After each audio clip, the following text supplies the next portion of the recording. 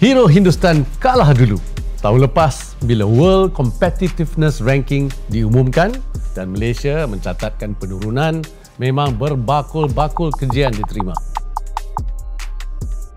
Tapi seperti yang saya nyatakan tahun lepas, kita akan kenal pasti kelemahan dan perbaiki prestasi kita. Dan tahun ini, Alhamdulillah, kedudukan Malaysia dalam WCR 2025 meningkat sebanyak 11 anak tangga.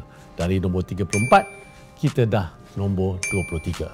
We are now back on track bagi mencapai sasaran ekonomi madani untuk berada dalam kalangan 12 ekonomi paling berdaya saing menjelang 2033.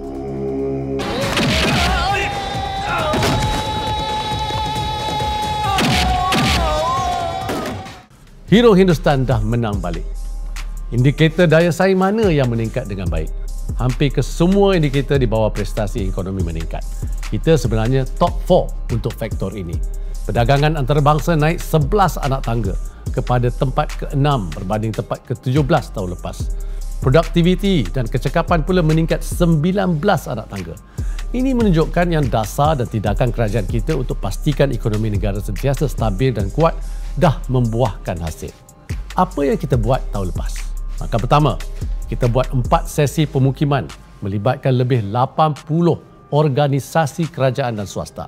Hasil sesi ini, dokumen pelan tindakan reformasi daya saing negara dibangunkan.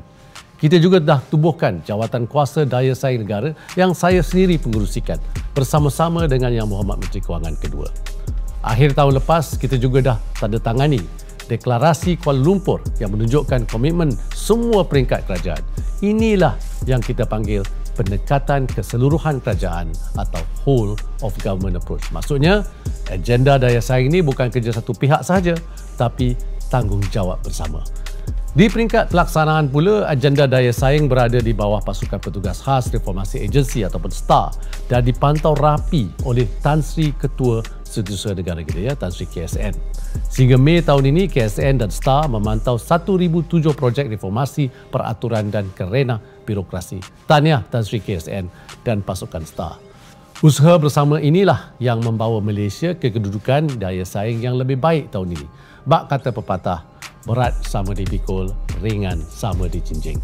MITI dengan kerjasama seluruh jentera kerajaan komited untuk terus memacu agenda daya saing negara demi kebaikan kita semua.